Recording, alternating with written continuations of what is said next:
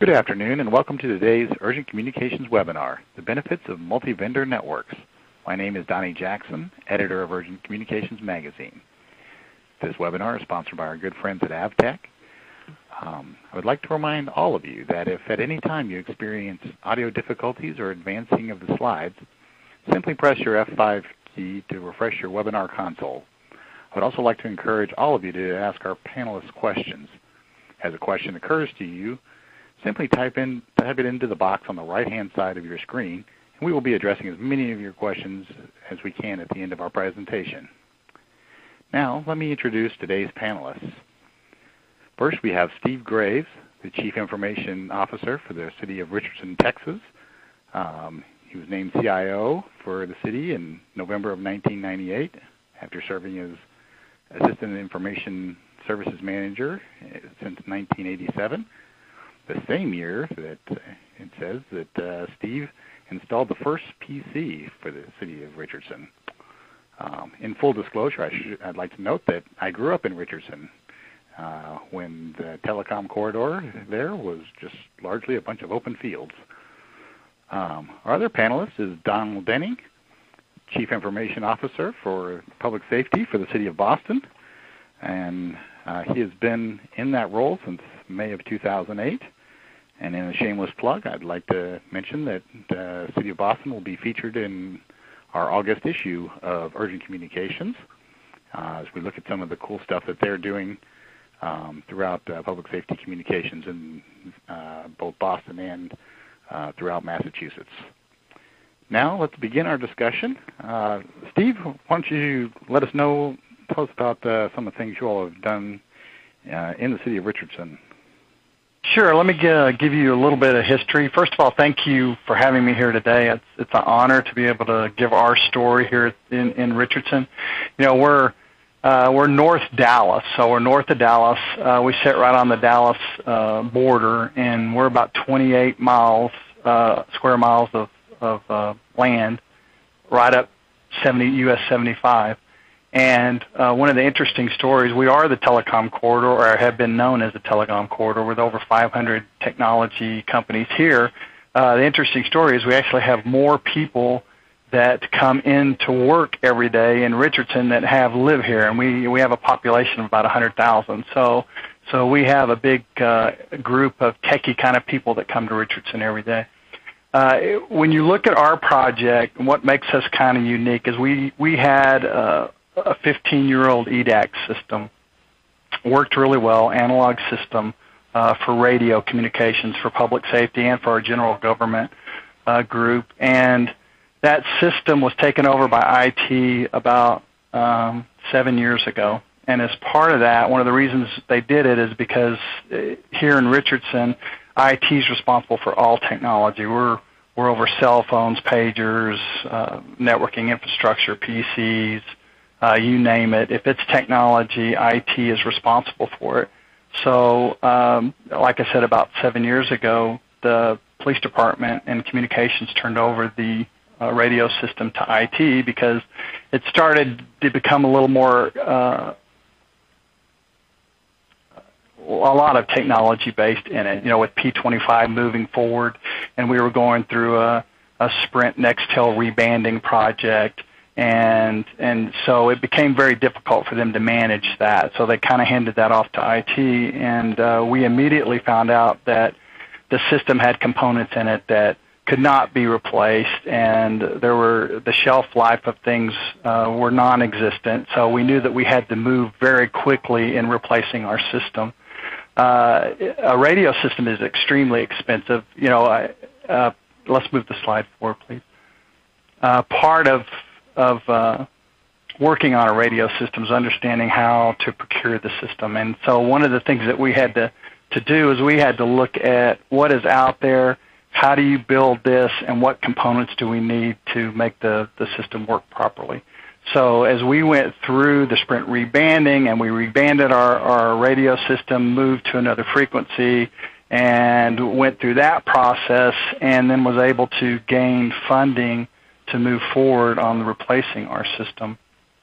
We found we weren't radio guys. So when we went through it, one of the things we are, though, is IP guys.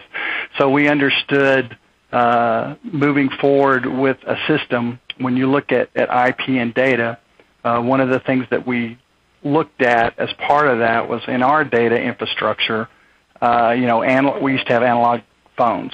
About 8 to 10 years ago, we moved into IP for telephones. So that's just a perfect migration of where everything's going. Right now on our network, everything that we have is supported over IP. So when we started looking at the structure of P25 and where it was going, it made sense to us.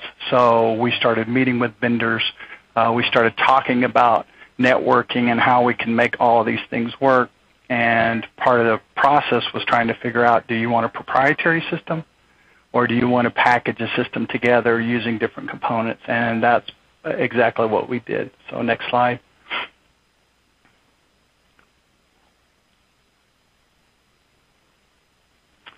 So part of our process was to go through every component in the system and look at what would work on a P25 system. What in a proprietary system is out there that you have to have that doesn't have P25 specs written for it yet. So we had to analyze all that, working with our departments to figure out what was in a proprietary system that we couldn't get in a P25 system. So that was part of our process. And then the other part was testing and being able to get a comfort level that P25 systems are where they need to be for us to move forward. So we were able to get radios, portables and mobiles from all kinds of vendors. We had up to like 35 different devices that we were testing at any one time. We were able to look at multiple consoles that would go into a radio system because of CSSI, which allows you to have that console interface that's not a proprietary interface. So we were able to do things like that as far as testing, and then being able to put it on our existing infrastructure that we already had in place. That was a big thing for us because we didn't have to use proprietary data switches or things like that. So these components, as we moved forward, were big in helping us make a decision on whether or not P25 was ready for prime time. Next slide, please.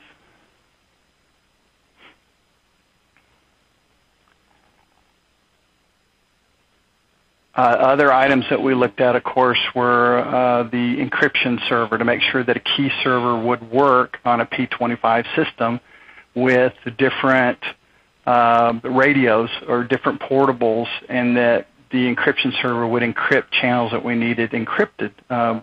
We don't encrypt all of our channels. We encrypt, as an example, SWAT, so that when they get to an incident area, you won't be able to hear what's going on. We talked about network switches, making sure that we could use our existing infrastructure without having to spend money for that. And then, of course, the consoles. Next slide, please.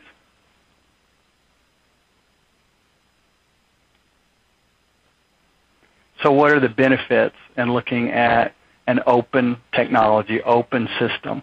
Just like back in the old days, one of the things that we talked about was I put in the first PC in Richardson, which I hate to admit that I'm that old, but actually I did. And part of that was back in the day, you had to buy all proprietary. When there was a compact computers, we settled in on Compaq or Sperry back in the day, or an IBM, but they were all proprietary, so you paid full price for those, and when you wanted to add adapters or do anything to them, it cost you extra money because it was all proprietary components. So the benefits are cost savings and being able to put together a system with multiple vendors that gives you a huge benefit. And as we go further in this conversation, one of the things that we did, we actually went out and looked at RFPs that were on the street. We talked to different cities that were going through that process, and we were able to gain their costing and take a look and analyze it and get quotes from existing radio system providers. And we were seeing on RFPs anywhere from about $12 to $20 million for a system that we could replace ours with, and that would have been a 3-site system. Through this process, we were able to take and reduce that to about $7.5 million, and not only did we get our 3 sites, but we were able to add a 4th site to give us more coverage. And that 4th site, we actually put up a 200-foot monopole. We put everything into place, and we were able to put it in that $7.5 million to build this network. So when you look at the cost savings, it's anywhere from $4 million to, meet your number. And we got all state-of-the-art P25 radios from one provider. We were able to get a P25, native P25 system from one provider. We got, and I can say this because they're part of this, but Avtec consoles. And part of the things that we did with the Avtec consoles, when I went to an ICP conference and I walked the floors, this was prior to buying the system, I noticed that the communication vendors that were out there for cellular communications were actually at their booths. They had these consoles where they were tying in radio systems into their push-to-talk phones. And I had never heard of Avtec before at that time. And when I walked around looking at these booths, I started going, who made these consoles? These are really cool how they all connect together and provide some of the things that they do. And that's when I kind of stumbled on them and found out that they were in the radio market and they had all these neat things. We brought forward about 4 different console groups to our 911 management team, and they went through and tested all the consoles and decided that Avtec was the one for them. So it ended up being a huge plus all the way across, but we're able to use their CSSI connection into our new radio system. So that's another plus. But when you're looking at it, one of the main things that we try to do from an IT perspective is make sure that we provide something that is stable, secure, and keeps people safe. And through this, we felt comfortable enough through testing and all the things that we did that P25 is ready, and it's ready to be an open system and to save people money. Next slide.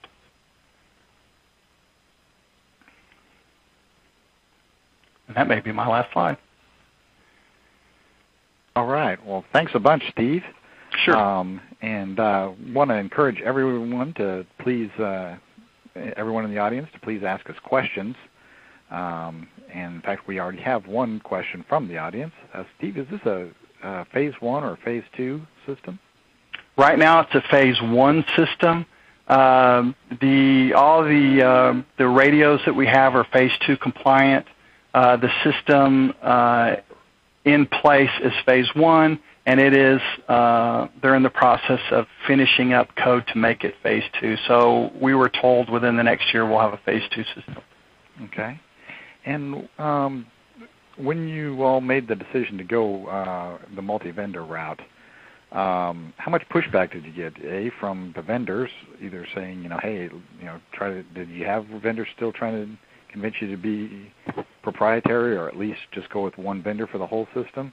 And then yeah. Well, actually, I'm kind of one of the dumbest guys in the world right now. But when we went through the process, we did have vendors that met with our council outside of meetings and talked to them about the dangers of doing what we're doing.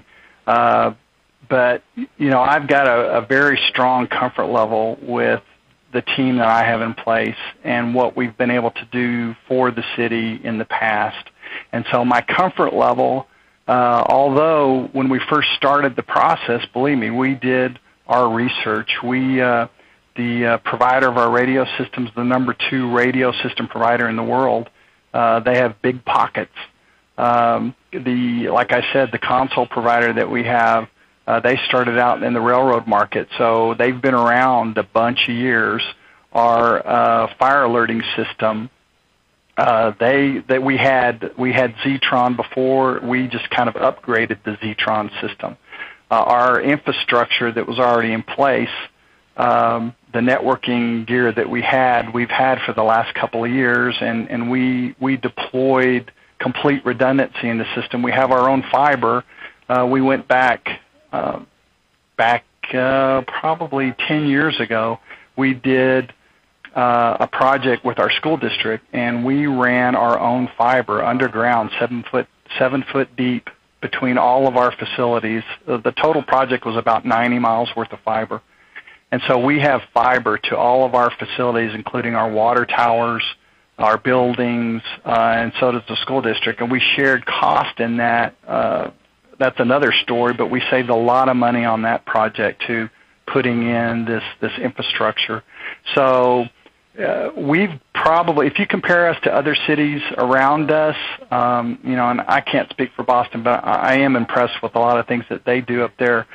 But we've probably got one of the strongest networks that's around. And so as we've been deploying things, it's been relatively easy to put them in place.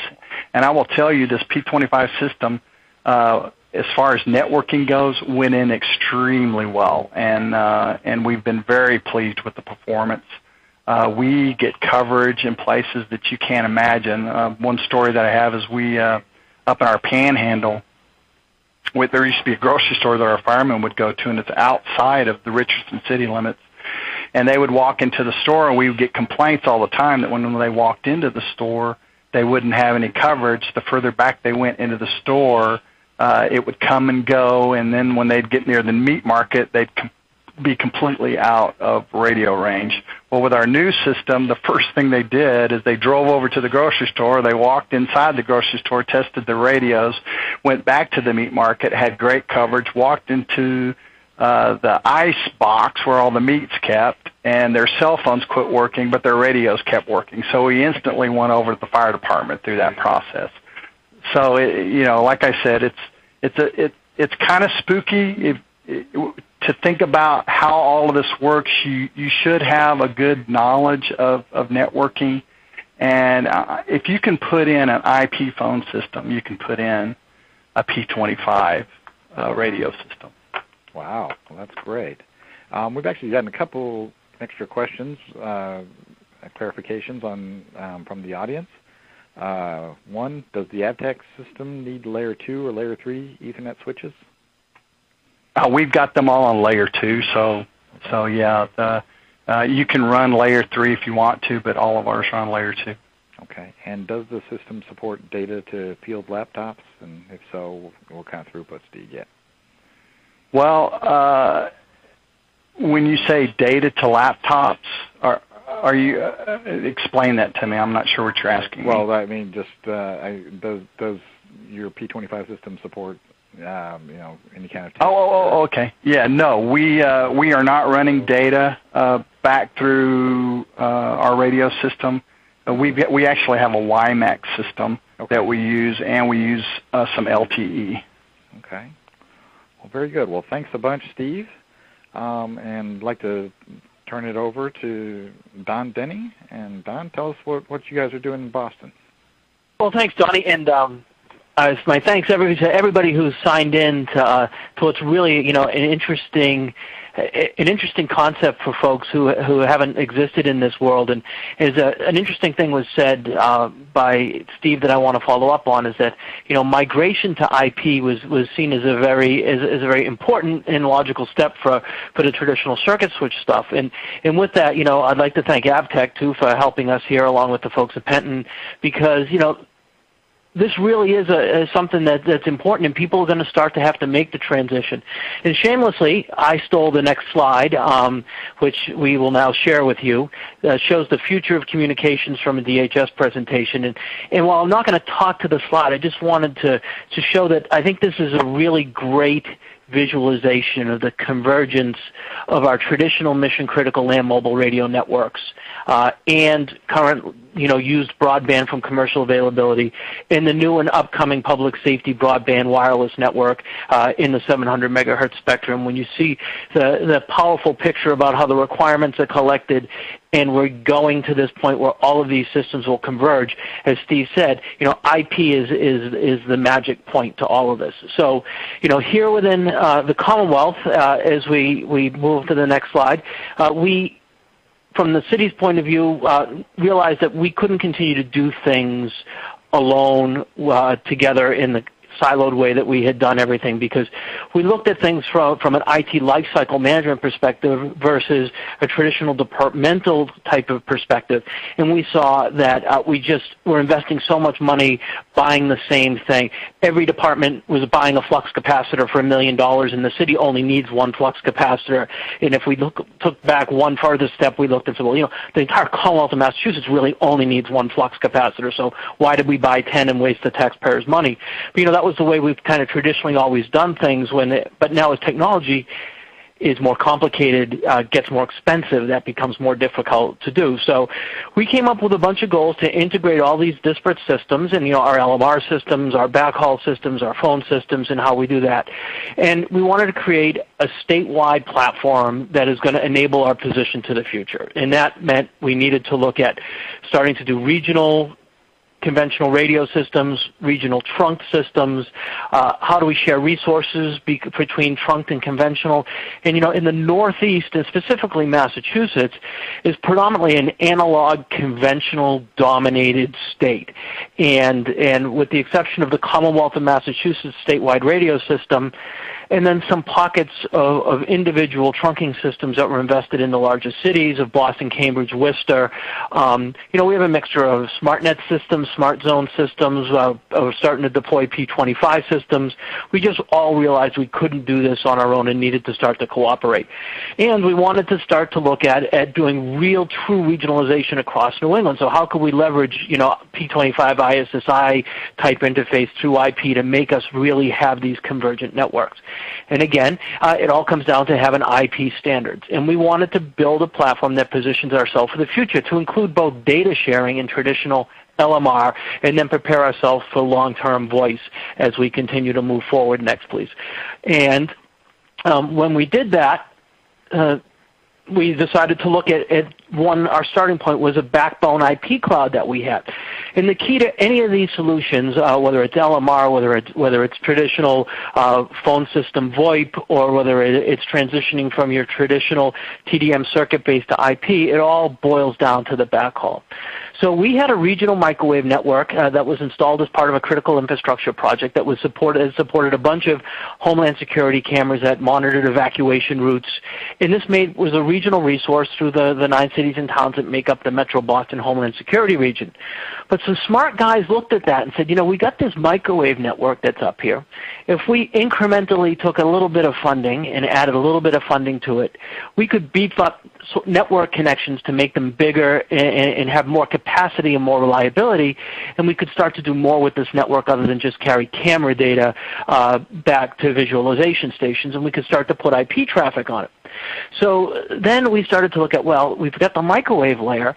Can we take a look at how to look at our fiber, our municipally owned fiber? Now, when you look at the cities and towns here in Boston and the other cities and towns around us, we made a fairly large investment in middle mile fiber investments. So we did 153 buildings in the first phase and another 50 city, town, city, local, state-owned facilities within the Boston area, making up the optical network for the city, and we expanded that with some funding from the state. We leveraged a carrier hotel, and we interconnected that to the state's traditionally circuit-switched LMR microwave, and we looked at upgrading all of these pieces simultaneously to give us now a network fabric that's multimodal and multi-vendor. We also leveraged municipally owned fiber and municipal signaling ordinances. It's like within the city we have shadow conduit ordinances where if you put a conduit for telecommunications path in the street, you have to either put shadow fiber in it or shadow conduit that runs along the same path that's there for the use of the city. And then we ended up establishing connections with state and local facilities within here. So if we go to the next slide, what you see here is a a view of the public safety sites that make up the 9 cities and towns within the Metro Boston Homeland Security region and how they were connected as part of the critical infrastructure network. So next.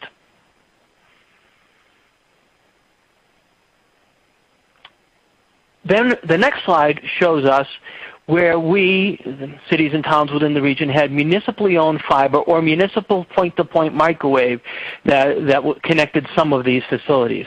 Next slide. And the next slide you'll see is how we took the microwave that supported the critical infrastructure network and it's overlaid with the municipal fiber. So you can see that now we have extended those points of the network.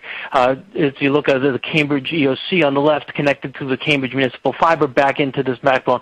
So now we have diverse both microwave and fiber links to all the critical facilities within the 9 public safety communities that are served by Metro Boston Homeland Security region. The last slide in the series shows where the key PSNet node is what we call this, is where the key node sites facilities are that we ended up connecting. And we took this network and extended it to the state. So now this network, in addition to carrying cameras, carries the criminal history systems traffic, which used to be carried over frame relay, 64K frame relay lines, now carries, has multiple gigabits of interconnection into the criminal history systems board, which operates our CIGIS system here within the Commonwealth.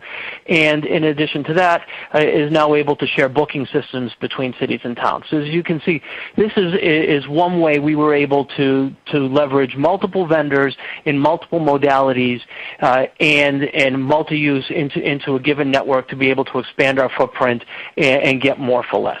So next, moving along, we decided, can we take this network and start to run TDM traffic over it? So the next slide gives us kind of a project background of what we were going to attempt to do, is we really wanted to reduce our reliance on the incumbent circuit switch vendor, which was giving us issues. And the Boston Fire Department was good enough to pilot with us on the first attempt to do this. And in the City of Boston radio network is an analog, conventional, narrowband, 5-channel system that operates with 6 simulcast transmitters and 50-plus receivers and a large number of end-user devices. And at the time, it was highly dependent, obviously, on Verizon landline circuits. So what we did as part of this, on the next slide, we'll show you that we took one simulcast site and a number of receiver sites, and we put them into the system. The great part about this is that when we put this when we put the system into place, we mimic all the traditional radio operations, but now we do it over IP multicast. We can create patches.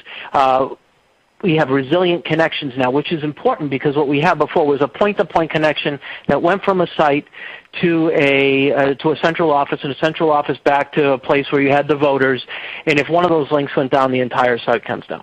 We were able to do this, support receivers and transmitters, and a lot of folk from the traditional radio realm told us we would not be able to do simulcast, conventional narrowband analog over IP, and we were able to disprove them by that.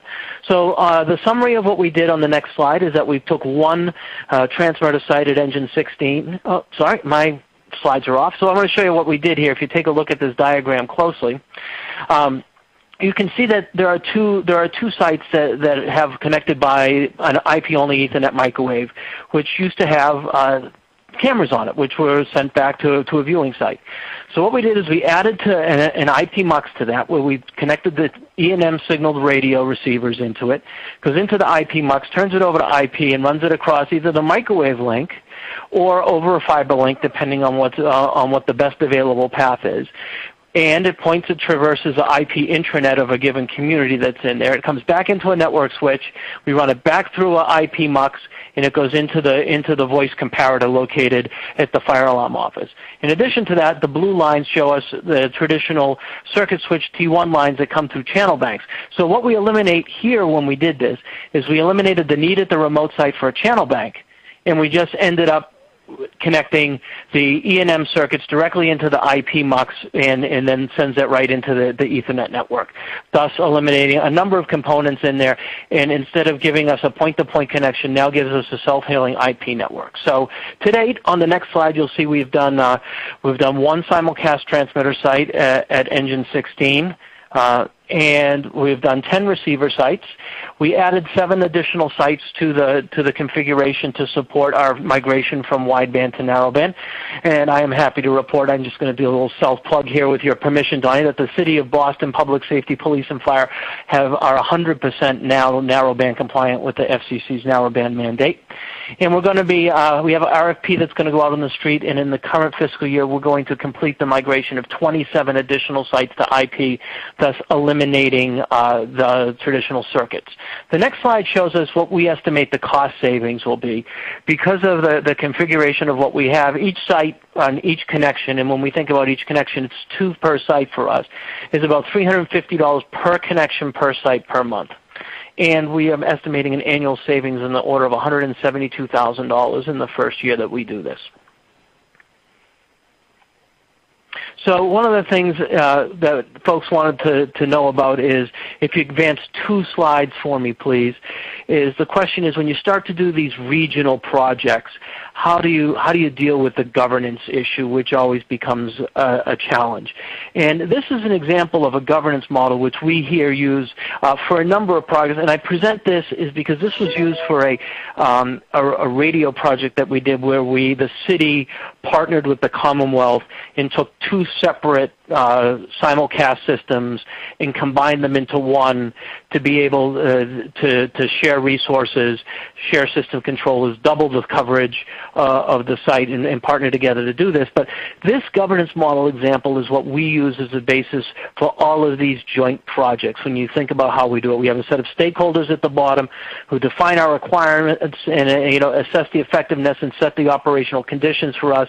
We have a technical committee which implements strategy and manages the end user experience and system performance. We have a steering committee that manages the strategy and the life cycle and sets the metrics and monitors those for the performance. And we have an executive committee that really defines the high-level strategy. And this framework of what we've used, this multi-tiered governance model, has worked for us on a number of projects, including radio interoperability, IT networks, email systems, domain forests. This same model has seemed to work very, very well for us. So with that, I see a couple of questions have come in. So Donny, I've taken up my time. Thanks a bunch, Don. And I think got to ask you, those flux capacitors, do they work as advertisers, or are they just a bunch of hype? Oh, no, they work as advertised. Oh, okay. They're worth every penny. All right, and are they packaged with DeLoreans, or do you have to buy those separately? No, the DeLorean comes separate, unfortunately. Oh, okay. They're in high demand too. Okay, all right. Well, on a serious note, Steve mentioned the pushback he received for moving to a standards-based multi-vendor architecture within a single city. How tough was it for you guys to make that same approach and convince multiple jurisdictions to move in this direction? I mean, and actually, you guys are all home rule state, right? So there's not a whole lot of government leverage there, right? So that's a great question, because I think the timing was right, and I think that we had what one might call a perfect storm that occurred. We had consistent demands on all of our jurisdictions and within jurisdictions departments to do more with less. We had the beginning of the worst recession we've seen in my lifetime, and that's caused people to have to do more with less. And it made people actually realize that because of that, we're going to have to put their big hats on and swallow it a little. And remarkably, again, when we think about IP projects or IT projects in general, shops aren't traditionally single vendor based shops, because there's there's danger to that in the fact that you can never get enough of what you need at the time that you really need it. So when you think about how you construct an IP network, it may include Juniper, it may include Cisco, it may include HP. And because when you look at traditional IT, you may have a Dell computer, you may have a compact computer, you may have an HP computer. When you say compact, boy, I heard Steve, we date ourselves when we say compact. But when you think about that, those folks are traditionally used to operating in multi-vendor environments. And when we look at moving that to the LMR systems, we had nothing but cooperation from our incumbent vendors when we started to look at, when you looked at the migration to the TDM over IP. I mean, you have to think about a traditional vendor sells us the channel banks that go in these receiver sites. And because we're putting in a different technology, they're not going to sell us channel banks anymore because we don't need them anymore. So we're basically putting in other boxes. But if you think of it as an ecosystem, a vendor's perspective could easily be looked at as an ecosystem. If I'm moving some type of information, whether it's a piece of radio traffic or it's a piece of data, as long as information is moving somewhere in the food chain, I'm going to get a cut at the apple. And I think that if you keep that philosophy in mind, it's a lot easier to convince your vendors that people are going to always buy some piece of X. And we are always tied to an incumbent vendor for certain things because of training or because of accessories or because of certain pieces of the infrastructure.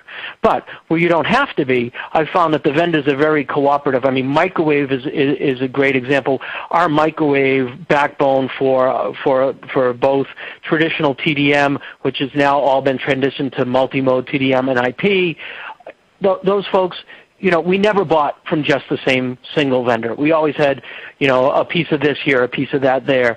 So that backhaul has always been easier to convince people to move to, I think. Okay. Very good. I want to encourage all audience members to please chime in with your questions. And we are getting a few from the audience. Don wanted to clarify a couple of things. One of the questions from the audience are the stakeholders separate agencies, and what are MSP and DCR?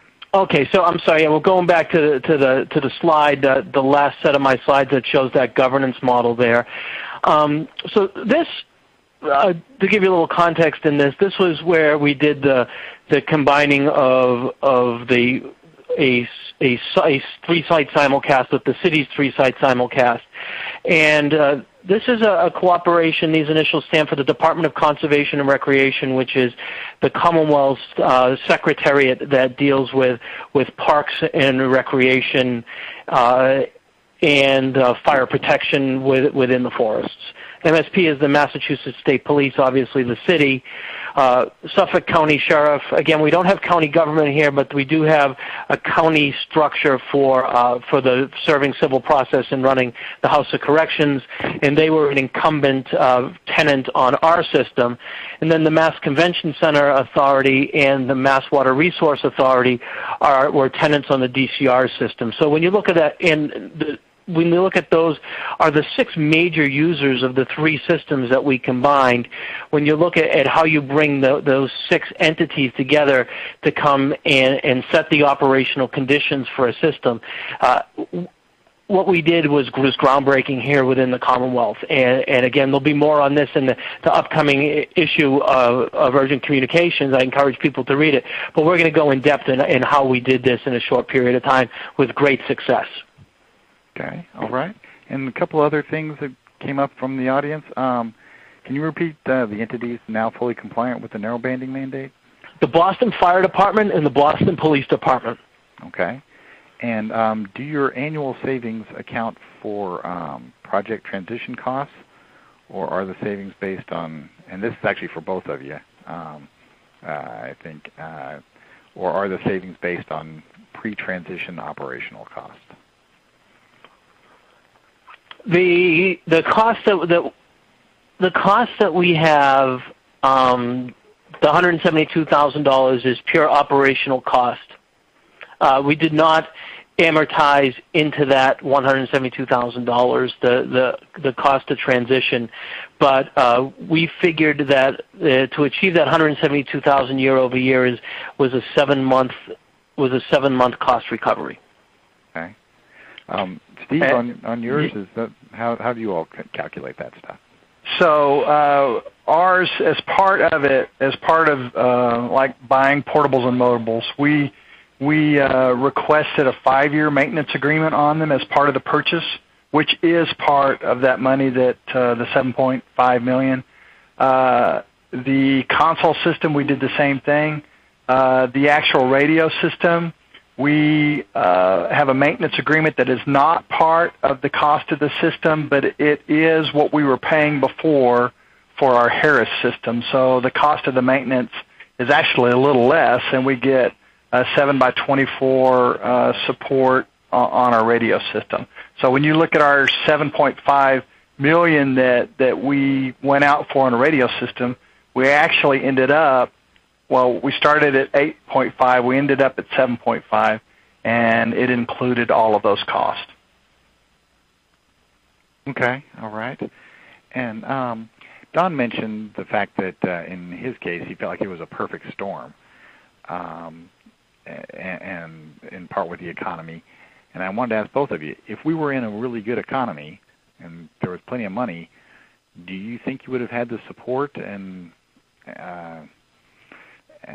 the willingness to move forward with these standards-based multi-vendor systems, or do you think we would have seen more proprietary systems like we have in the past? Well, from the city of Richardson's perspective, it's that is a good question, because people like to be safe. I mean, period. They don't want to take any kind of chances. And when you do this, being the first ones to do it, you are taking a risk out there, whether it be small or large.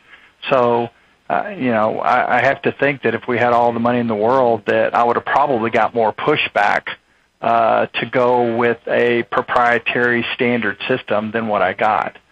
So yeah, I would think that I might have. Don, what do you think in your case? I was as Steve was speaking, I was saying, you know what? I don't think so. And I think that for us, because we have evolved things like our state interoperability executive committee to have a broader depth and experience versus just traditional radio, land mobile radio guys, to include our CGIS folks and our data sharing folks and our video folks. I think that because they think like that, I think that now forms sort of a barrier to entry to anything that doesn't make a lot of sense. And I think because we have done such a great job of proving that we can do this, I'm going to call up my favorite network vendor and only buy cables from them and only buy switches from them, and they're the only one I'm going to buy. It's not tolerated anymore. It's not allowed, because I think we're more responsible, because we've had to think about things as we have to turn out skips and what kind of things are included in those skips and why we do those kind of things. We've improved how we do strategic planning here within the Commonwealth. So as we look out 5 years, we look at the investments we have to make, and I don't think people are as scared of that. The people. We don't believe that the people are going to die story anymore, because we've had so much success with operating these mixed backhaul networks. But I guess what I was wondering was, if all these local entities had enough money to do whatever it is they wanted to do, would they have even come to the table for SIEC? We would have forced them to. We don't give you the choice. Okay. All right. Well, very cool. Mm-hmm. I've covered a lot of city councils and school boards and things like that, and whenever I've watched them do procurements and everything, one of the big things I've always heard from council members and elected officials and even staff members a lot of times is hey, we really want, if something goes wrong, we want to be able to go and say that there's, they like to say, one throat to choke. And with the multi-vendor situation, how do you avoid, I mean, first off, do you still, have you set this up in a way where you do have that kind of accountability, and or are you running a risk of, frankly, finger pointing between vendors saying, oh, no, it's not our fault, it's that guy's? So, it's kind of an interesting story because we did get that from one of our council members when we presented our case for going with a multi-vendor system. And he did say, what are you going to do when you have trouble with those radios not talking on that system?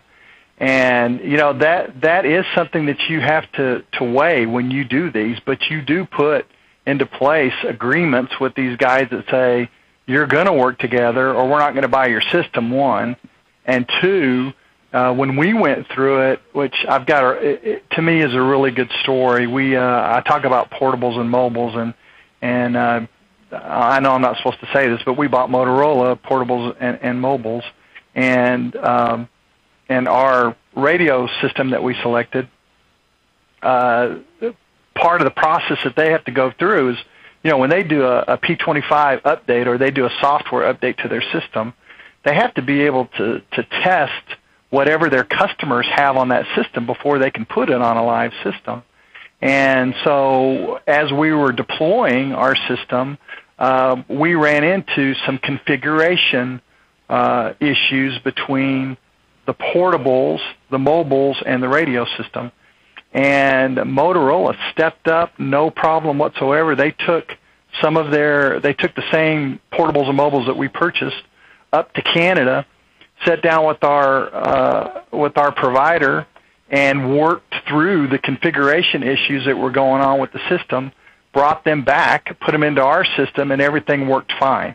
And they're actually selling them product so that in their testing knocks and things for the system, they actually have everything that we have so they can test every component before they do any software upgrades to us. So as far as our story goes, it's really worked well, and I have to commend all of the players involved in working together to try to make this a really solid P25 system. Very good. Don, have you had anybody say, oh, we need to have one throat to choke, and so we should stick with one vendor?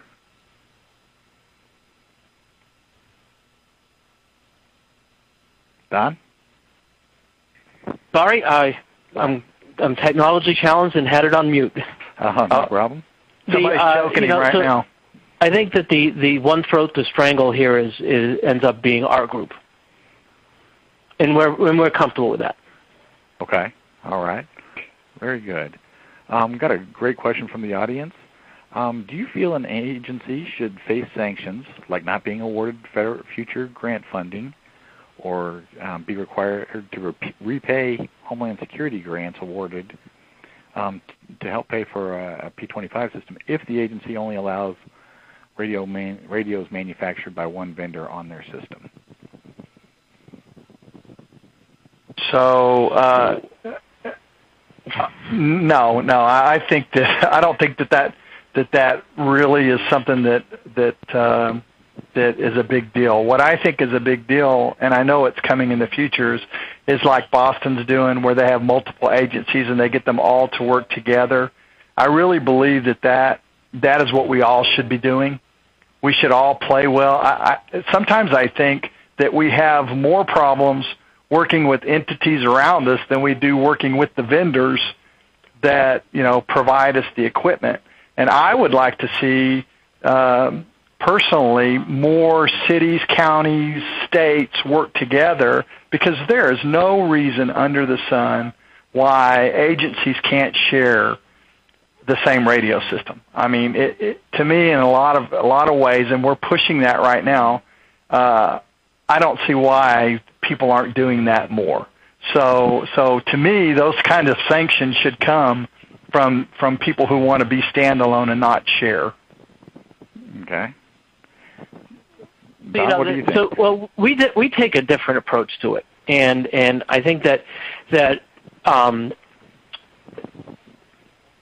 I think, Bob, it's a great question because someone needs to have a hammer, but you've got to figure out how to judiciously and effectively use that hammer. Here within the Commonwealth, we have a number of litmus tests that any proposal that comes before the State Interop Committee, which approves the expenditure of all interoperability or all homeland security or all, it's expanded over time to all federal grant funds that are expended by any jurisdiction within the Commonwealth, needs to come before the SIEC to pass the litmus tests. Is the radio P25 compliant is one of the requirements that we make. We won't let you buy a piece of equipment that isn't P25 compliant. We don't allow you to buy a piece of equipment that has less than N number of channels. So you have to be able to implement the standardized statewide and federal interoperability channels. And we hold them to it. We make them sign a contract when they get this equipment that they must abide by what we term as the special conditions. Repaying is probably a challenge, but what we do is we don't give them the money until we're satisfied that what they're doing is compliant with our overall picture of how interoperability and operability are supposed to exist within the Commonwealth. Okay, all right. And we've got some other questions from the audience. Question for Steve. Is your P25 system used only by public safety agencies or public works, utilities, and other departments on your system as well? Yes, we use it for all departments at the city, public safety, police and fire, our trash pickup people, streets, parks, they all use the system. Okay, all right. Yeah, I probably should have defined it. We have a 7-channel simulcast system. Okay, all right. And Don, I've got a question for you. Who pays the annual reoccurring costs and maintenance costs of the fiber optic, microwave, and repeater sites for the system? Do all of the other cities who use the system pay an equal amount and to help take care of these costs? And if so, is it an equal percentage based on the total number of users, or is it calculated differently? Let's see. There's about 10 questions in that. Right. So let's see if I can hit them all. When it comes to a piece of individually owned infrastructure that is contributed to part of the system, it is on the city or town that owns that piece of infrastructure to be responsible for it. So as an example, if a piece of the network, so there is as we look at that public safety network, which is a logical network that is composed of a bunch of physical transport paths. There is a VLAN, for the sake of simpler words, there is a VLAN that carries that traffic across the city's fiber optic layer. If that path is broken because a City of Boston switch that partitions or provisions that VLAN breaks, or a router that routes that VLAN breaks, obviously, we have to fix that because it's carrying our other VLANs on it, so we're responsible for that. When it comes down to a core backbone kind of microwave link that is only part of the PSNet or the Homeland Security Network, however you want to look at it, the CI network, those common shared backhaul pieces are paid for by the region, and the costs are not divided. It's purely funded by the region. When you look at ongoing costs for certain pieces of the network, a lot of them are maintained individually by their own organizations, and in other places where it makes sense, the Commonwealth, as part of its share of funding the network, is responsible for it. So one of the things I didn't talk about was we have a system called we have a conduit system here called Loop A, which runs from Boston to Cambridge, and part of that connects to two major carrier hotels which are in the region. One operated by Level 3 and another operated by the Markley Group here in Boston. And we have 492 strands that run in a loop through this conduit system that is a shared responsibility between people. When that piece of conduit breaks, level 3 is going to fix it because they've got other partners that are in there. If a backhoe cuts that 492 strands, this is something the governance model is going to have to deal with. But our plan is that we don't try and charge agencies here within Commonwealth. We don't tend to charge agencies back. We tend to absorb cost, and the budget offices within at least the city understand that the IT department, which collapsed 10 different networks into one citywide fiber network, the cost to operate those 10 individual networks now is absorbed by the city's do-it department, and we don't charge those 10 departments back. So, do we charge back? No. Different pieces or different people's responsibility. It hasn't become a problem yet. Everybody has stepped right up because the majority of part, because they're shared components, multi-people, multimodal components, different people live on it. So if the fiber optic site went down to Brighton High School as an example. We have a high school that has our trunked radio system site in it. It has a Boston Fire receiver site in it, and it's got IP networking for the school. If the fiber gets cut that goes to that school, that same fiber is carrying Comcast cable and a number of things. That fiber will be up. The radio system guys won't have to worry about it because it's going to be up because the Comcast folks need it up for Comcast fiber. We need it up for IP, and no one has to worry about it because there's enough stuff being carried in where it's not just this one single mode of something that someone's going to get to when they can, like a T1 line that only supports, a one single frame relay circuit somewhere may take you weeks to get attention to. Okay, all right. Did that address all you think? I thought so. I'm sure the questioner will let us know if it didn't. I need to do a little bit of housekeeping here. While our presenters are answering your questions, please take a moment to answer the feedback form that will appear on your screen. If you have pop-up blocker technology, we ask that you disable it so that you can receive the form. Other questions from the getting back to audience questions. One says, if I buy a communication system from one vendor, I can contract with the local MSS for maintenance.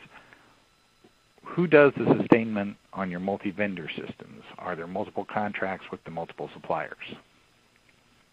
So on our system, we at the city, yes, we have a maintenance contract for our system. We have a maintenance contract for our consoles, and we have maintenance contract for our portables and mobiles.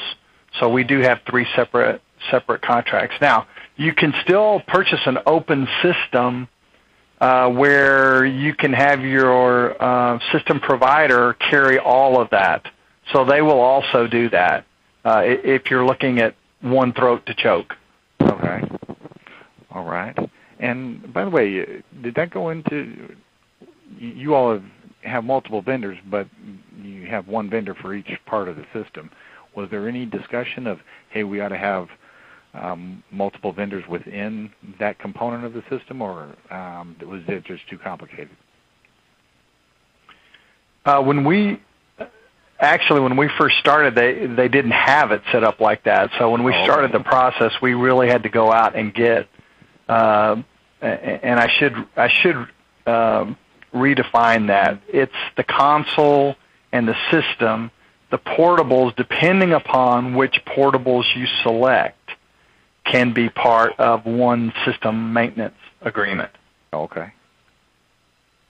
So yeah, when we started, we had to go out and do all three, but now they've kind of partnered up for some of these RFPs, so you can do that. Okay, all right. And Steve, you mentioned the fact that you were very comfortable with your team and the expertise you had in trying to put this together. Are the RFPs in a multi-vendor environment harder to write? And if you are an entity that maybe had to lay off a lot of technical people here during a bad economy, any hints on how if they lack some of that technical expertise, how they could go about doing this? So when we started the project, we hired a consultant, a radio consultant, to help us through the process, and I highly recommend that. I I don't think I would recommend anyone not having a consultant to help you through this process. But as you look at it and looking back on the things that we did, we relied on our consultant a lot for testing and for writing specs and things like that for our system, and all the components involved in it. So I think as long as you do that, and you can also hold the radio system provider accountable for the networking component if you don't have the networking staff to do it. So you've always got that capability too in your RFP. Of course, we didn't need that, but I know that there's smaller agencies out there that will probably need that networking support to build it out. But I guarantee you, a lot of the people that are out there, and I've said this before, are probably using IP telephone systems that they don't even know they're using. So it's all in place to do a lot of these things. You just have to figure out what you have. Don, from a procurement standpoint, do you feel like a multi-vendor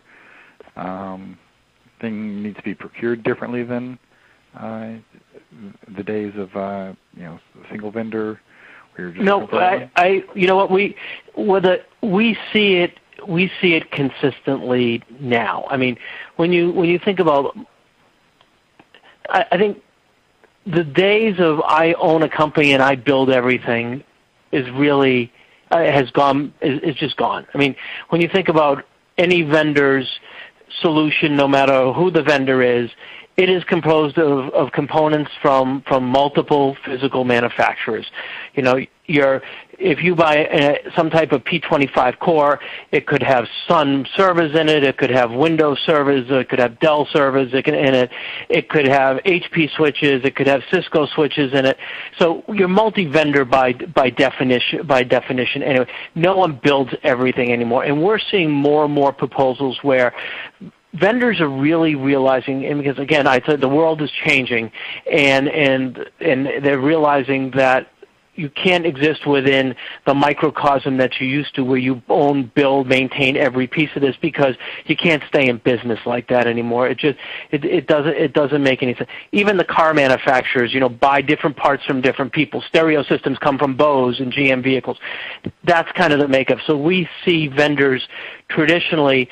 I look at a vendor that proposes a solution now as more along the lines of I'm a solution integrator, and it may have vendor X radio system, vendor Y backhaul. So I think that it's a natural progression. We're there anyway, whether we want to call it multi-vendor or not.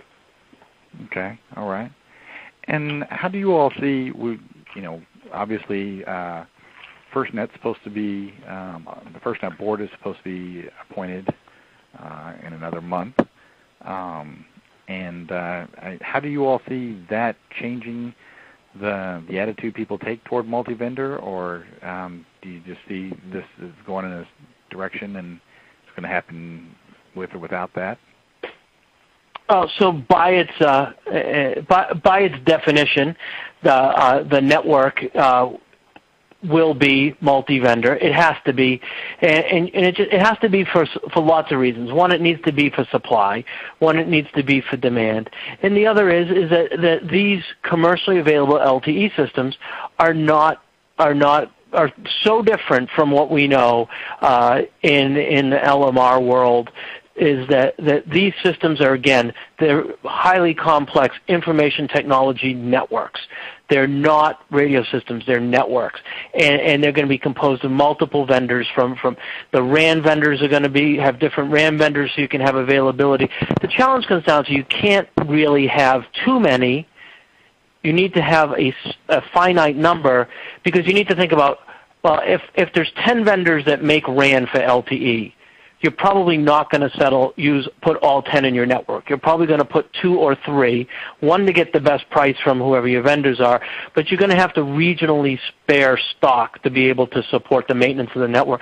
And you don't want to, it's not cost effective to keep 10 different RAN spares from 10 different manufacturers, because you don't know which one's going to break. You're going to look at the way the commercial vendors do this. You select 2 or 3 vendors on a nationwide or worldwide basis, and they geographically disperse them throughout there. Now, on the handset side, or on the UE side, I mean, there's going to be no shortage of vendors for UEs, just like we have no shortage of vendors for end user devices now on our traditional cellular networks, 3G and 4G networks, and it will be no different. It will take time to get there. I mean, and we need to effectively manage the expectations of your end users. The iPhone will not be available in Band 14 public safety broadband on the day we go live. I mean, that's just not the way it's going to be. But who's to say 5 years from now, or 6 years or 7 years from now, it won't be? Okay. All right. Steve, what do you think? I totally agree. I think the other issue becomes when you have a multi-vendor, especially for networking, and when you got Cisco and Nortel and whatever you have in your network, it becomes staffing and who supports it, right? So you're either going to look at outsourcing some of that, because it is difficult from the staffing levels that we have to support multiple vendors' products as far as switching, routers, things like that. So we're not as large as Boston. We don't have the manpower, so we would have to do some outsourcing to make that happen for us, and we're not real known for doing that. So yeah, it opens up a whole different world when you start thinking about building out your network. We're pretty much a solid Cisco shop, and we do keep spares on the shelf, but Don's exactly right about LTE and the cost of LTE. I mean, to have those components sitting on a shelf is going to cost you some big bucks to be able to support that. And so, yeah, in a lot of ways, I see what he's saying. We're headed that way. I got a question for Don. Are you using MPLS for TDM over IP or just hybrid multimode microwave radios? Okay, so both.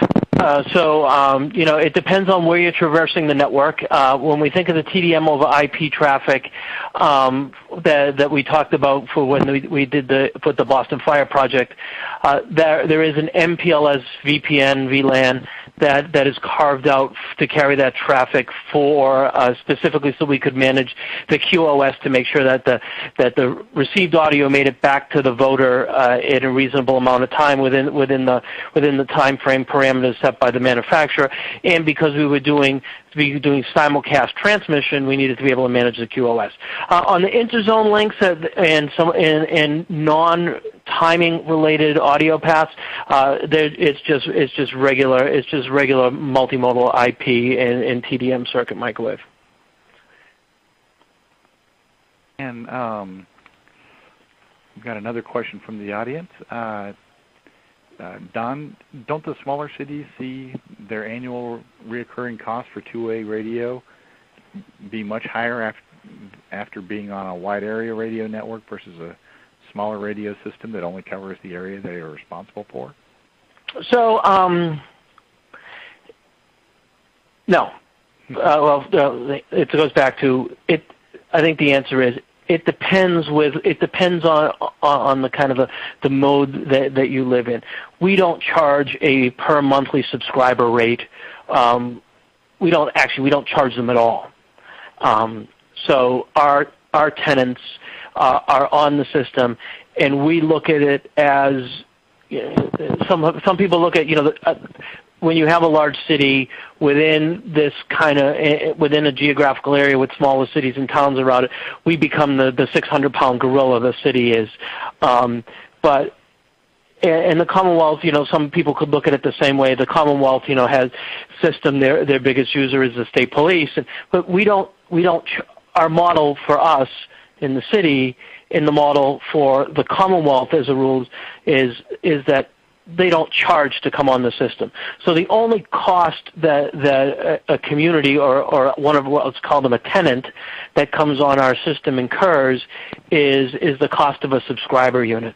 And here within the city, we have transitioned from departmentally purchased subscribers to need-based subscribers based on a citywide basis.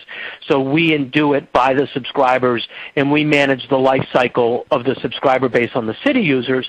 But when we look at a tenant user, they buy their subscribers, and that's their only cost of entry. So the cost to them is actually lower because they don't have to maintain T1 if they, T1 lines if they had them, or dry pair if they had municipal signal dry pair back to a transmitter. They don't have to have a service contract for a transmitter.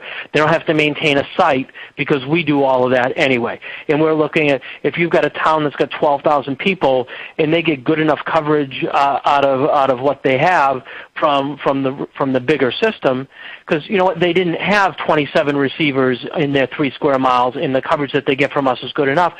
Their cost is substantially lower because all they have to pay for is a subscriber unit once, and they're done. Because we handle the maintenance, and the same is true on the Commonwealth. When an agency comes onto the Commonwealth system, they buy their subscriber units, and that's the only cost they see because we don't charge them back some number of dollars per minute usage or anything like that. Okay, all right. And got another question from the audience, and you all touched on this a little bit before, but have either one of you experienced finger pointing between vendors when there were issues? We are always told by Total System Solutions vendors that this will occur. So from our project on the P25 system, like I said, I was extremely surprised at how well the 3 different vendors worked together to resolve issues that we had on the system. So I had the total opposite experience. And let me tell you why. All the vendors understand now that this is the future. They do understand that to compete in the market now, one of our biggest expenses in our system was our portables and our mobile radios. So the company that won the portables and mobile got more money than the rest of the guys did. So when you look at how this whole thing is setting up, it's setting up for everyone to get a piece of the pie. So from our perspective, they've worked, we've actually had them, our console group, fly people in overnight when they suspected a problem. Or like I said before, our portables and mobile company, they flew to Canada to work with our system provider on their test network to work through configuration issues that we were having. So we're seeing the opposite effect. We're seeing them wanting to work more together to prove that they can, so that people have a comfort level in doing what we're doing. Okay, all right. How about you, Don? So I tend to agree with him. The tide has changed, and it is a whole new world, and we just can't do that. The only finger pointing we consistently see is to the landline telephone carrier business these days. Oh, really? Well, what does that typically entail? Well, this comes down to the challenge in any old city, and remember when we think of Boston, we think of, and the folks from Philadelphia are on the call may argue, but this is the birthplace of our nation, and it was also where Alexander Graham Bell invented the telephone. So it's where we have some of the oldest telephone infrastructure in the world. And as we continue to look at the aging circuit switched infrastructure, there's constantly we have more phone lines that are down just because of aging infrastructure and things. When it rains out, the impedance changes on the line, and the next thing you know is that we have to go rebalance a line, and we have lots of challenges with that. But consistently, we see the vendors working together better today than they probably did 6 or 7 years ago because they don't have the luxury not to coexist anymore.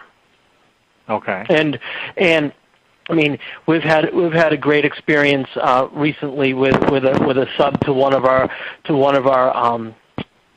one of our larger vendors who had a sub who decided, the larger vendor said, you know what, we don't want to be in that business anymore, so they now outsource it, and they buy a third-party project. And we called that third party up, and within 30 seconds, the two of them worked together to have it fixed.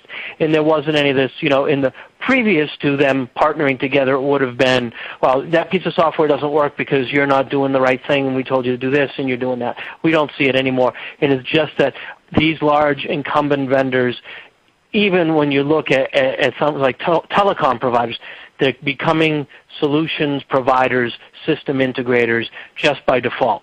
So the makeup of I'm a provider, I'm not an integrator is just changed because everybody has to integrate something and provide you with a solution. Okay. Another question from the audience. Assuming broadband LTE will use the IP backhaul cloud, how do your requirements for robustness differ from mission-critical voice in terms of security, diversity, coverage, etc.? And if the robustness requirements are the same for both, will the multi-vendor environment enable a public safety small cell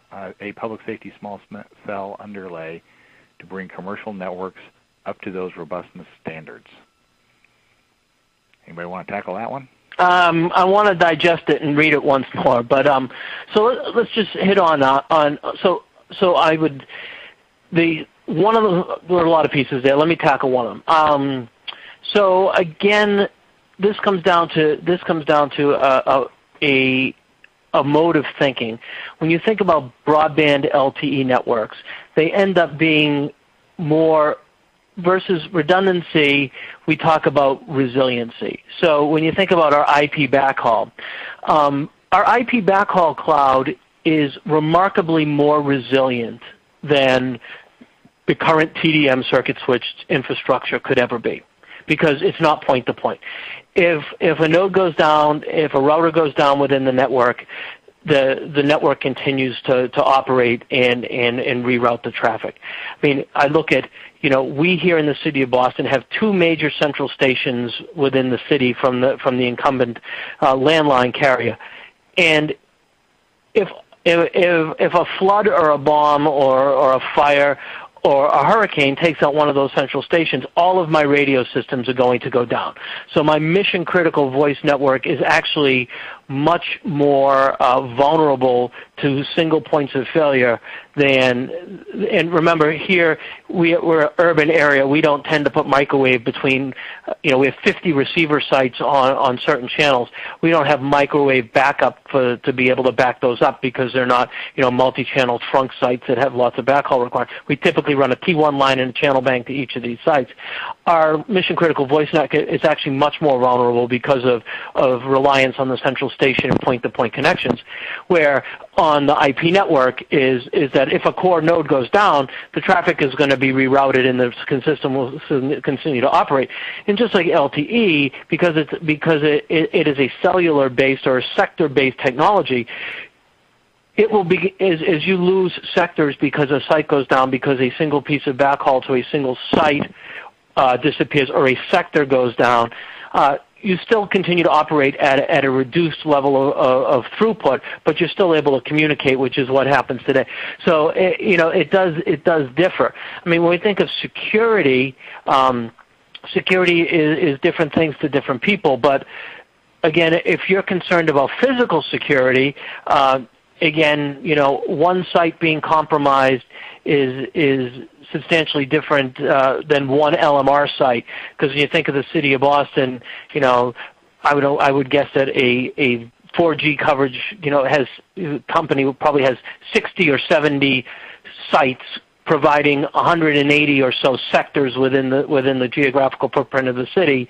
If one of those goes down, the impact is different. So, but if you're talking about data security, again, coming from the government world, security of data and transmission should be an end-to-end requirement. So where traverses in the middle is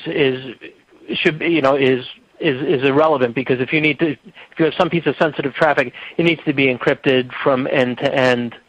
Did I get it, Steve? Did I miss something in there? No, I think you're right on.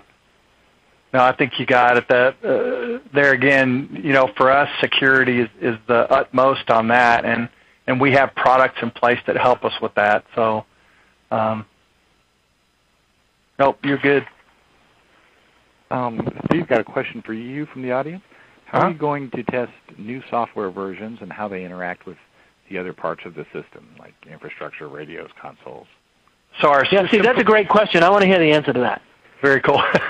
Our system provider has a simulcast system built just like ours with the same consoles, the same portables and mobiles, and all of the software. Whenever they do a P25 update, they do a test on their system outside of ours, and they usually test it for a good period. And they have built into their system, logging all the things that you need in place to see if there's any kind of issues prior to it being installed on our system. We've already went through 2 P25 upgrades, and it has been seamless so far. Okay, very cool. And one last question. If you were operating on a wide area P25 system owned and maintained by another agency, i.e. the state or the county, and you wanted to purchase P25 radios from manufacturer B, but the owning agency of the P25 system told you, no, you have to purchase radios from manufacturer A, what would you do? Okay, so I'm gonna step really out of bounds here and say, I think the folks in Michigan, along with others, do a really great job of publishing an approved equipment list that they allow on their system. We have just started to do the same thing here within the Commonwealth. Is that we are looking at proposing an approved equipment list, purely so that we as network operators are responsible for the operation and the life safety of the people that use our network. So I think that when we look at answering that question, I think the answer would be, as a system operator, I'm not going to allow people to operate on my network without using devices that we are confident are not going to compromise the network itself. But on the flip side, not to sound that we would not be open to something like that, we would not be unwilling to test some device. If someone comes and says that they want to bring a radio from manufacturer A that is P25 compliant and has been through the P25 testing process, I would, not speaking for the Commonwealth, but I would say that the Commonwealth and the other folks who make up that technical steering committee would obviously entertain the qualification of that on the system to be able to allow people to be able to live within their means for different types. So I will tell you, one of my biggest complaints right now about our current subscriber is approved subscriber bases. They're all really too physically big, and I would like to find something really small that we could give to our executives or command staff folks. They don't have to carry a big brick radio, and they could carry a little itty-bitty thing. But we're going to have to go off of our traditional subscriber base to supply that. So we'll probably look at how we convince the Commonwealth to let us give that a try. Steve, what about you? So the good news is you're on a P25 system, right? So the bad news is you're on a P25 system. So that, it allows you to, of course, use multiple vendors' products on your system. And as we tested all of the P25 radios that are available in the marketplace on our system, we found that, guess what? They pretty much all work on the system. So one of the issues that you're going to have is explaining to another entity, hey, this is a P25 system, and they're going to be telling you, well, we prefer these portables, especially if they have to pay for them. We prefer these portables because instead of paying $7,000 for each portable, I'm only going to have to pay $1,500. But just like Don said, you really need to have a policy or something in place that says, one, that our infrastructure provider, whoever that may be, Motorola, Cassidian, Harris, whoever they are, they have to test whatever radios that the other entity's providing to work on their system. The other thing is just like we talked about before, they have to be able to test those whenever they do a software upgrade, because consider they do a software upgrade and that whole entity is knocked offline because none of their portables work because they didn't stick with your standardization policy that you have in place. So I think a lot of this has to be driven by policy. I see what you're saying when you talk about grant funding and things like that. I get that too, but I think that you need to have that governance in place that allows you guys to say, you know what, you have to go through this process to make these work. And the other thing that you have to think about too is phase 1 and phase 2 compliant. Is it phase 2 compliant? Are you ready to go to phase 2?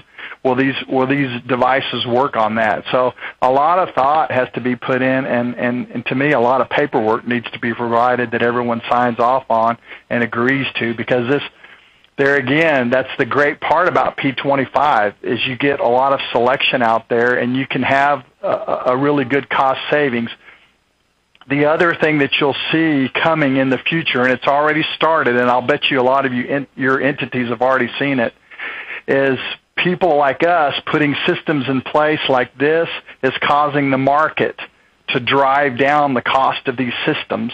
So you're starting to see the different groups and RFPs providing lower costs for these systems. Now, where you have to be careful is they can have a tendency to make up those costs through maintenance agreements. So as you go out and you start looking at these things, you need to put all of this down and look from beginning to end. What's my 15-year cost? Because most people are looking at radio systems because of the cost of them for a 15-year life. Not that the portables are that way, but the system itself will be that way. So you've got to look, okay, what is my 15-year cost of this system, and see if it makes sense to you. So, Donny, I think that there's a couple of interesting points came out of that, which I think, the audience should really think about, and when they look at any of these systems, is that these are not the radio systems that our fathers grew up on. When you think about, where we are now, the radio systems didn't change much for about 40 years, and you could make a 20-year investment. I mean, I look here in the city of Boston. Some of our infrastructure was put in the early 90s and continues to operate flawlessly to these days.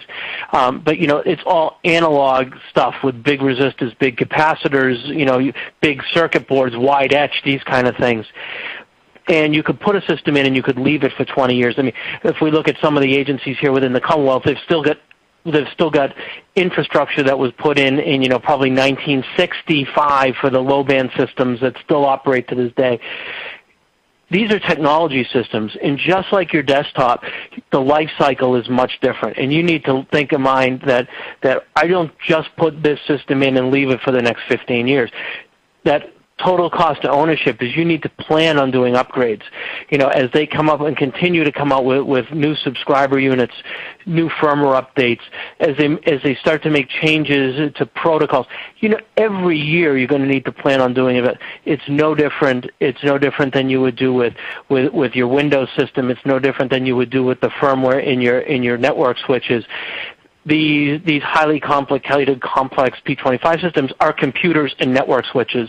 They're not voters and channel banks. This stuff is continually evolving over time. Hardware refreshes will need to be included in project planning and in lifecycle management.